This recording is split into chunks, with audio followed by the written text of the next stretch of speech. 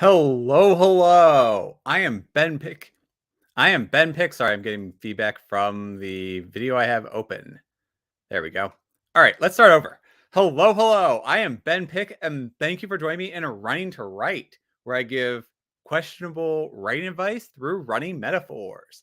And thank you, everyone, for joining in a live episode. Thank you, Richard, Bethany, Amy, and author JC Carpenter. I really do think it's awesome that you all are here right now. And, well, let's get things underway. Before we get started, though, I am going to say that my 100th episode is coming up in 1 month. That will be on Saturday, March 11th at noon Eastern time. It's a slightly different time frame, but that way it'll give me the full amount of time to go through everything I want to do. That is going to be a big, huge episode. I'm bringing on a panel of other Authortubers who will discuss how we can improve our storytelling and writing abilities by playing video games. I'll be doing a Let's Play of my favorite video game, which I wonder what that one is.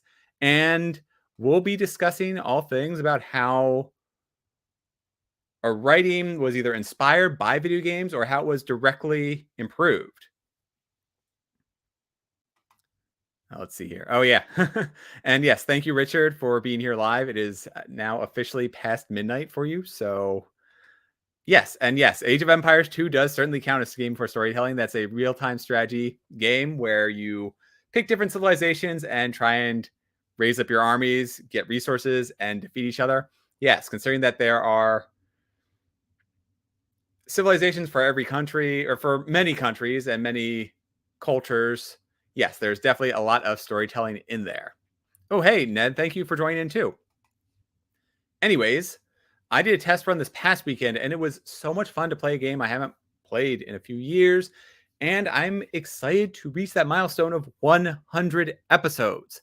That's huge. It will be, coming up soon. It'll be my 2-year anniversary on Authortube, but I also have more things planned for that too. But anyways, 100 episodes is going to be huge, and I hope you all join in. Now, on to tonight. This is a day before Valentine's Day in the US. I don't know how widespread that is across the globe. And so a lot of Authortubers have been doing romance trope videos and their top favorite love scenes and all this, that, and the other. I'm going a different route. Last year I did my own Authortube love tag video, and today I am doing something completely different. Personally, I feel that romance in a lot of the stories that I like, it's very hit or miss. And in some ways, it feels more like wish fulfillment, either on behalf of the character or on behalf of the author. So it ends up feeling very taped on at the end. And it wasn't like it was well thought through the entire through line of the book. I tend to read more science fiction and epic fantasy. So obviously, depending on your genre, that will vary considerably. And either way, that doesn't really feel natural to me, whether it's, like I said, wish fulfillment or just something that's taped on the end. So that gets mirrored in the stories I write, where the first book, my debut novel, Falling Through, didn't really have any romance. There was a small... one of the characters was dating somebody, but aside from that, there wasn't really a romance plot in the first book. The second one, I stepped a little bit into the waters. I wasn't anywhere near the deep end, but I did dip my toe in. And so there is some romance plots in there. And honestly, I don't think I'll come back to that until the fourth book. So it might be a pattern where the odd number books don't really have any romance plots, and the even ones have something. I don't know how much I'll dig into that. I don't know what that says about me, or if it even says anything. And yes, hello, hey, cool gamer, thank you for joining us. This is awesome. I really do think, thank you all for coming in on, like I said, a Monday night or Tuesday morning, if I'm trying to keep track of all the different time zones. Anyways, going back to my book, I thought I had published my debut novel at the end of last year, and I am incredibly proud of it. But here, this whole time, apparently I had a couple of books in Amazon dating back to 2019.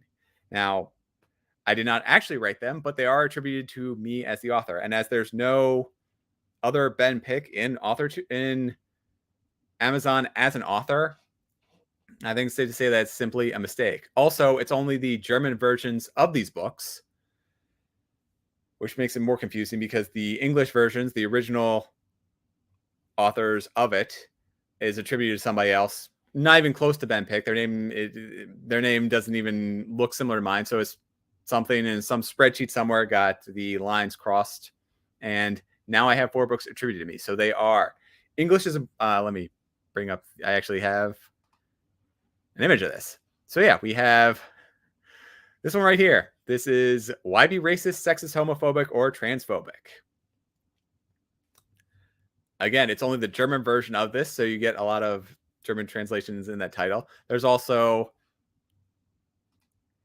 English is important, but math is importanter. I bake because punching people is frowned upon, and my boat doesn't run on thanks. I have no idea how these got attributed to me. There's also an almanac written by a Ben Livingston and a Nina Pick, among others. So when you combine those names, I can understand how a string search for Ben Pick as an author would get linked to my name. And yes, Richard, that is going to be my next point. Unfortunately, I do not get royalties for books I didn't write, even though it is attributed to me as an author. I've been working with Amazon to fix the problem, and they said that they would fix the inaccuracy, but this was a couple weeks ago now, and my name is still possibly forever linked to those books. So if you do a string search for author Ben Pick, and I can put that in the comments of the exact string search, because there we go. Yes, they aren't. So yes, Bethany, they aren't attributed to me in Author Central. They could genuinely have the same name, except for the fact that the original authors of the book don't have any name like my own. So it's only these German versions of the books. And the authors of those 4 different books, I think they were all different. So it's 4 random books, specifically German versions of those books, which got linked to my name. So yes, you're right. It is a possibility, but it is highly unlikely, and it's made even less likely because it's only the translated versions of those books rather than the original authors of those books. So yeah. Thank you, Richard. I did not order all 4 of them. Yes, I do love to eat baked goods. There's my wife is currently hiding food all over her house because I've just been snacking away. And yes, when I click author, I keep saying author JC. JC Carpenter is an author, but I keep prefacing her name with author JC Carpenter because that's her handle on YouTube. Anyways, yes, when you click on my actual author page, it only shows those 2 books, but this whole problem I found out because I was looking for books that were linked to me in Goodreads, and I found them, which sent me down the rabbit hole to look into Amazon. And Goodreads was actually able to fix this really, really quickly. No problems whatsoever. Whereas Amazon didn't. Yeah, I got a couple of notes all about this, where, like I said, I reached out to Amazon, and they basically told me they can unlink it and it should take care of itself, but that hasn't resolved itself.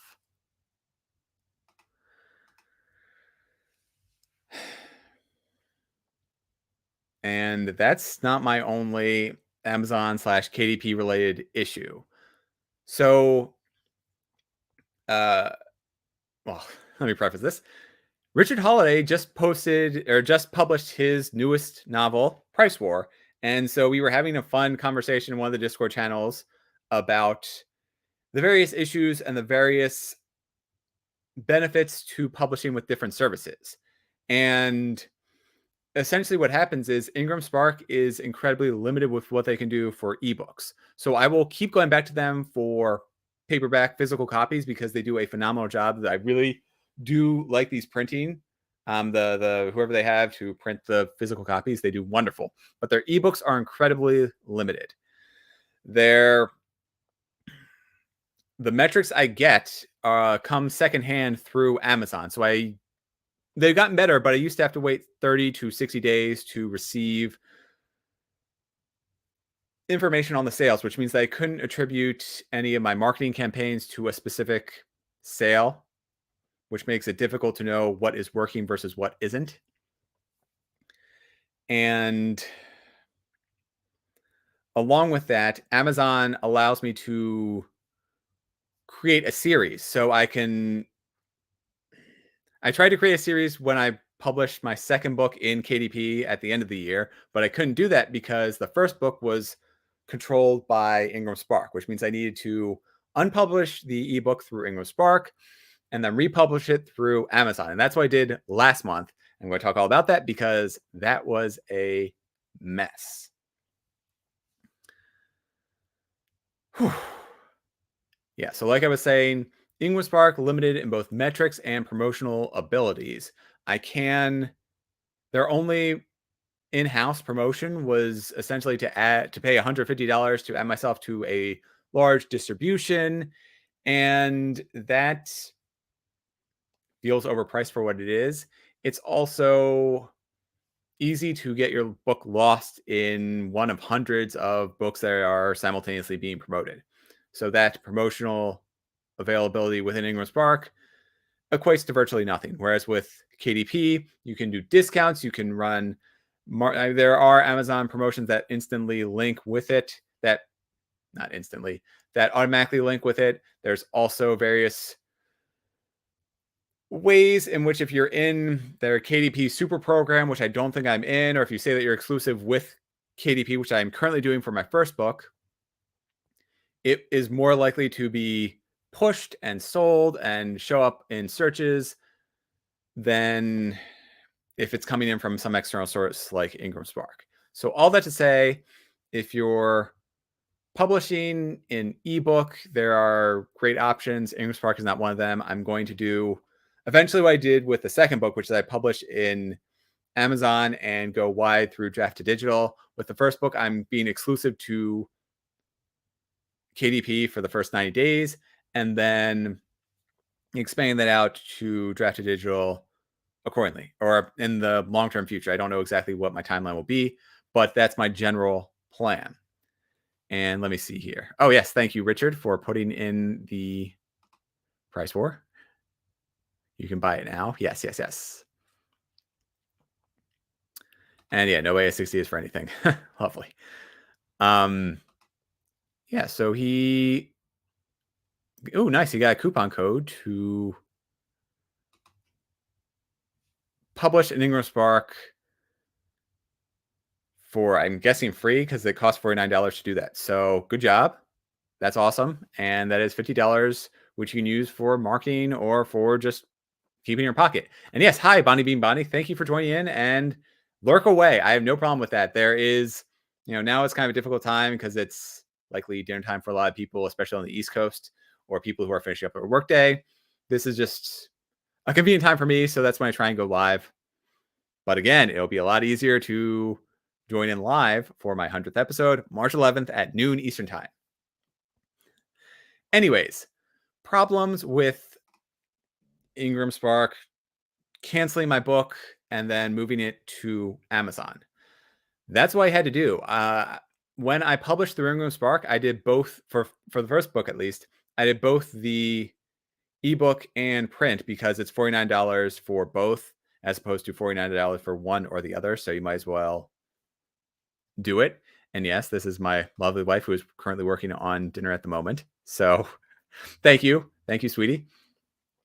Anyways, it cost the same for me to publish an IngramSpark for both the ebook and the paperback. So it felt like a no-brainer. That was my first book I was publishing, and I didn't know what I was doing. So I was kind of learning from failing. And, well, I learned. So I couldn't delete and cancel my ebook because it was linked to the paperback. So I had to get customer service with IngramSpark to delete the book for me. Then from there, it has a 180-day waiting period where the book isn't quite removed. So I went through customer service with Amazon, I got a list of everything that I needed to do. I did my own research on the internet to figure out what needs to be done.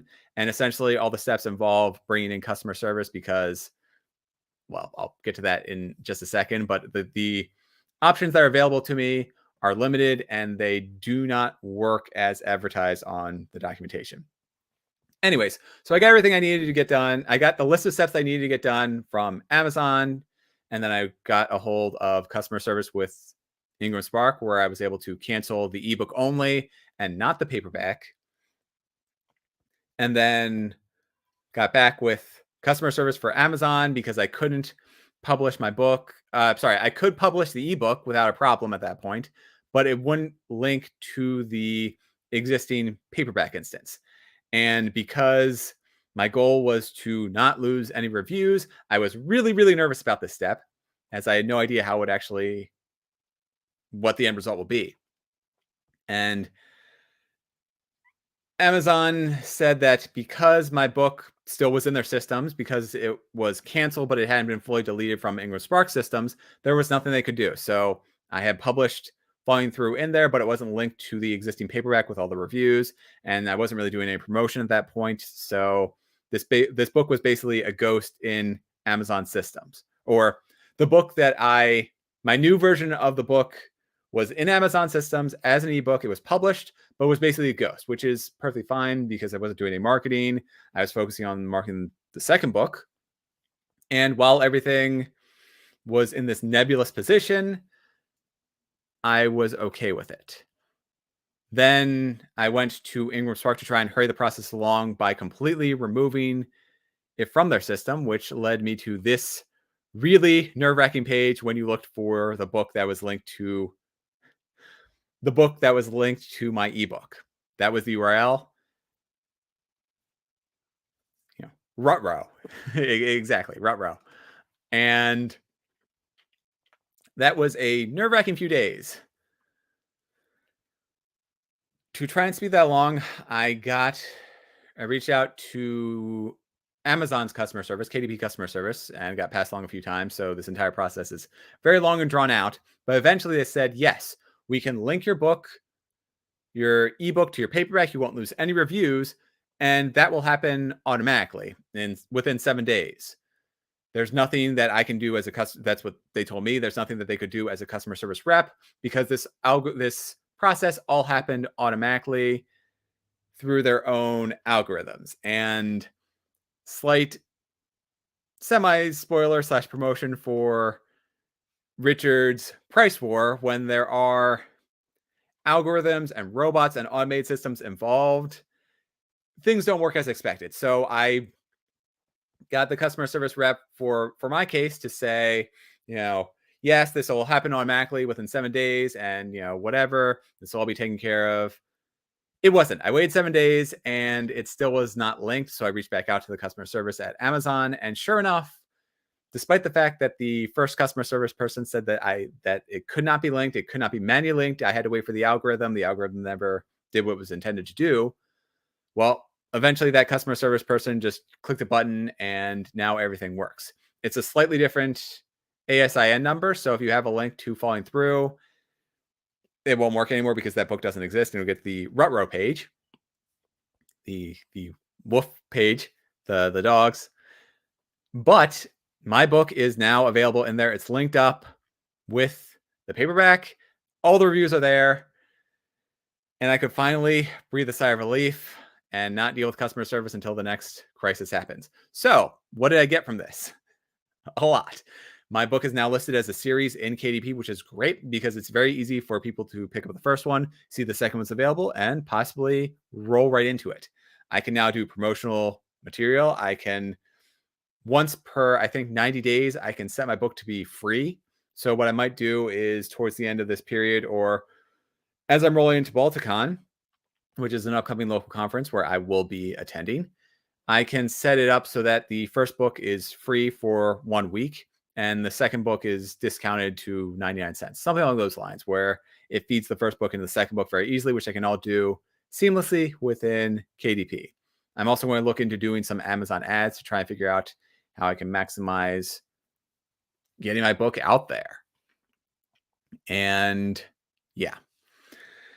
To say this was nerve-wracking is an understatement, in that most of the first people at the customer service of both IngramSpark and KDP that I talked to, they just pointed me to documentation. Now, as kind of a data hound, that's my first step. I look at all the documentation that's available, and in fact, the Reddit threads were significantly better than any of the IngramSpark or KDP documentation that's available. So if you are in trouble, definitely reach out to Discord channels. I know Bethany Votal has a wonderful, wonderful channel that is extremely helpful. As I mentioned, we were discussing Richard's issues with IngramSpark earlier today, which is kind of ironic that this was going to be the topic that I was going to discuss.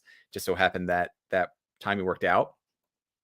But if you should also look into author Reddit channels are wonderful. And honestly, Google will be your best friend rather than any of the service's own documentation, because those are real people likely troubleshooting the exact same issues that we have all experienced as writers. And so it happened to work out for me. Like I said, I didn't lose any reviews. Everything is linked together as I want, but the information that the first and usually second, possibly third customer representatives told me from both KDP and IngramSparks usually turned out to be wrong, which is extremely frustrating, especially when you tell them that they're going to be wrong, or when you say, like, hey, so a week from now, what should I do when things don't work like you say they will? And their best bet is just, well, keep waiting or reach out to us again. Not really the ideal scenario to be in when they're trying to work with not getting your book lost. Anyways, that was my whole experience, and I'm more than happy to talk to any of you about it. Please feel free to reach out to me, DM me, and I will explain everything I did and much more in depth, so that way you don't stumble through the same mistakes, issues that I went through. All in all, I'm just glad that Falling Through did not end up in the nebulous Amazon void. And for those of you who haven't read Falling Through, one of the major plot points is that there is a nothingness space between worlds and realities and times that is called the void. So glad I ended up there in real life. Anyways, on a more positive note, the last time I did a live episode, Jennifer Brown raised an interesting question, which is, to quote her, I would love to see what books my favorite authors are reading. What books inspire them? Well, here you go. Hidden Figures. I just finished that as a part of Nia the Vixen of Fiction's upcoming episode, which will be this Sunday at noon, where we read the book. Well, we read the book. We have read the book at this point, and watch the movie, compare and contrast which is better, which we liked, and the differences between them. And I can say that Hidden Figures, I'm going to limit the spoilers for what I'm going to say for that show, because that's the whole thing, and I'm going to be discussing for 2 hours. But in summary, both the book and the movie were utterly fantastic. They were inspirational. And wow, I was blown away by how the book itself, in a way that feels like it would be dry, or it has bouncing timelines. It has multiple character points of view. It is, in essence, a history book. And it was told in such a fantastic and personal way that it was truly inspiring for me. I'm not going to write anything like that. It's very documentary and historically based, but it does give me some interesting ways to tell various stories, or how to get the reader to want to care about the characters. And so that's a book that I recently read. I'm also about a quarter of the way through with JD Estrada's Only Human, which has been a wonderful read so far. It's all about a brewing supernatural war as we follow a main character who is joining up with some vampires, and they're fighting angels and demons and goblins. And we'll see where that journey goes. Like I said, I still have 75% of the book left, so there are a lot of inspiring reads. And I'm going to go into the chat, because that's all I have planned for tonight. And of course, the very first thing I see is from Adriana. So Yeah. What did she say? I think she wanted to watch Hidden Figures with me, and I'm going to say this for the full explanation for this for Nia the Vixen of Fiction's channel, scripting the book. But I tend to not like movies that are Oscar winners. For whatever reason, I like more frivolous movies. I like less on the drama. I find that more like they're very drama and emotionally focused, and I just want to have fun. If I'm going to sit there for an hour and a half to 3 hours, I want to be entertained and I want to have fun. I don't want to feel miserable at the end of an experience, which is why I tend to not like most Oscar winners. There are obvious exceptions, of which Lord of the Rings is high up there, although technically the one that won, Return of the King, is the weakest of them, and that feels more like a overdue prize for really Fellowship of the Ring, which is hands down the most enjoyable movie of the series. Anyways, let's see here. Oh, Jonathan, thank you for joining us. Yes, Estrada, JD Estrada, he's on TBR and he is great. I'm curious to read his other books too. I know he does a lot of poetry and he does he's got a couple of other books. He was just talking about his Portal Fantasy, which was heavily influenced by The Lion, the Witch, and the Wardrobe. So I'm really curious to read that. And yeah, I would never see an Avengers film winning Best Picture. Absolutely true. Although I think Spider-Man in the Spider-Verse won quite a few things. I don't think it won Best Picture, but it won a lot, and that was thoroughly enjoyable. So yeah, the exception to that is a lot of the Oscar winners for Best Cinematography or various other things, Best Supporting Actor, Best Supporting Actress, whatever. Those are usually more movies that I'll enjoy, unless there's a clean sweep of the Oscars. But yes, Best Picture, I tend to not enjoy very much.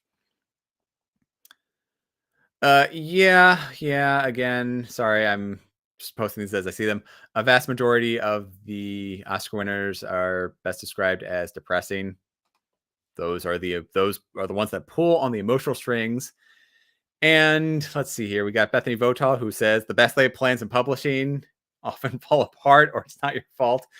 Yes, I can change my mind on things. So actually, Bethany was the one who helped walk me through the process of what I would need to do to switch everything over from IngramSpark to KDP. So thank you for walking me through that. It was a very scary process, again, because like I said, I didn't want to lose any of the reviews that were already existing, or I didn't know what would happen if I lost any of the progress I made thus far with my book. I am technically starting over with the ebook, as there's no official sales with it, but that's perfectly fine. You know, of everything, that's the least of my worries. And all it means is I need to do a lot more marketing than anything else. And yes, let's see here. IngramSpark conspicuously has no visible unpublished. IngramSpark conspicuously has no visible unpublished or delete button. And thank you for that tongue twister, Richard. There is a delete button in there, and their documentation does show it. But again, because actually you're in the same situation as I am, because you did both the ebook and the paperback, you can't do that. You need to ask for customer service help. There is a way to do it, but I think it only works if you have one or the other. So I think I can delete my paperback version of book 2 in there, but I can't delete both book 1 ebook and paperback.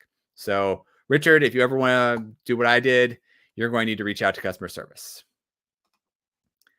And let's see here. How are other things going in the chat? Yes, they aren't always depressing. They're thought-provoking and powerful messages in them. Some of them, I never said it, so I never saw it, so I'm an outsider, but I don't know how much of a powerful message there is in, say, like La La Land. Oh yeah, right. Everything I know about La La Land, I know from my wife, and she was not a fan of the movie.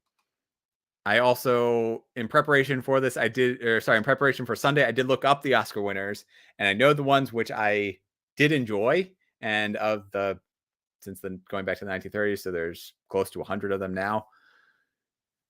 I think there might be like 5 that are on there of the best Oscar winners that are movies that I like. And of those 5, I think maybe only like 3 of them are ones I would want to see again, because even though they are still good movies, they aren't necessarily something that I would want to watch multiple times.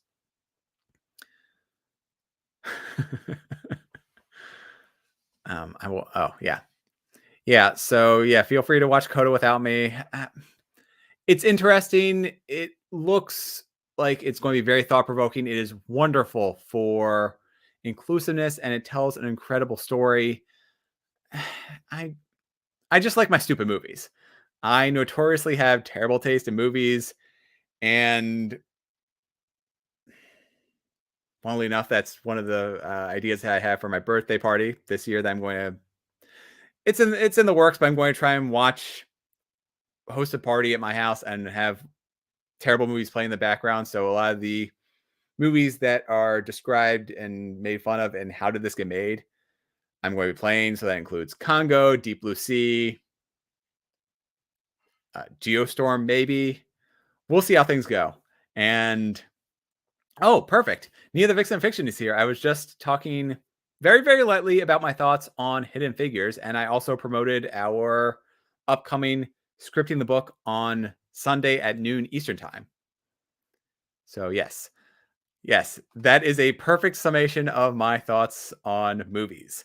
I like movies that I don't have to think for. I want to be entertained. Yeah. So actually, I've already recorded it. So I've recorded the epilogue to my 4th season finale, where I discuss a show which makes me cry. But in terms of movies, yeah.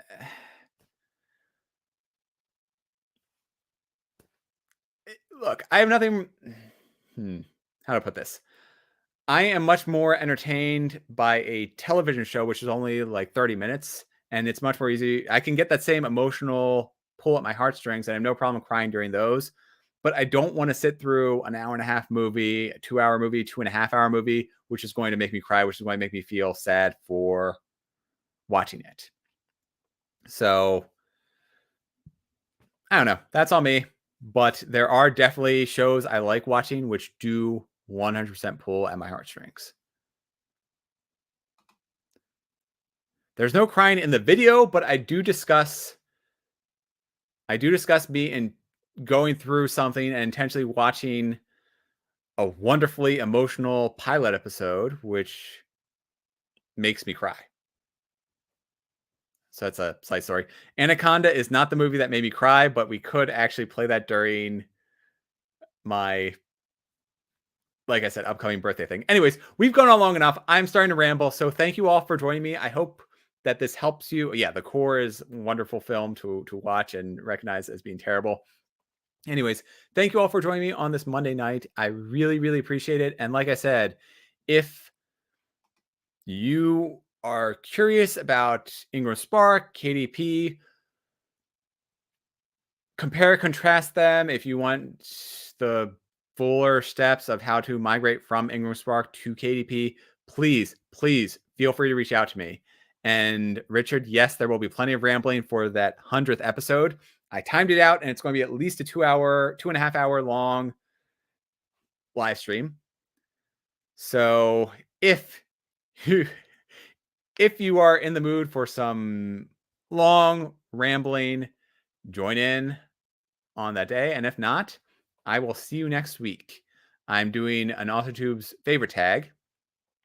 So you have that to look forward to next week. And like I said, March 11th, noon Eastern Time. I'm really excited for this one, and I hope to see you all there.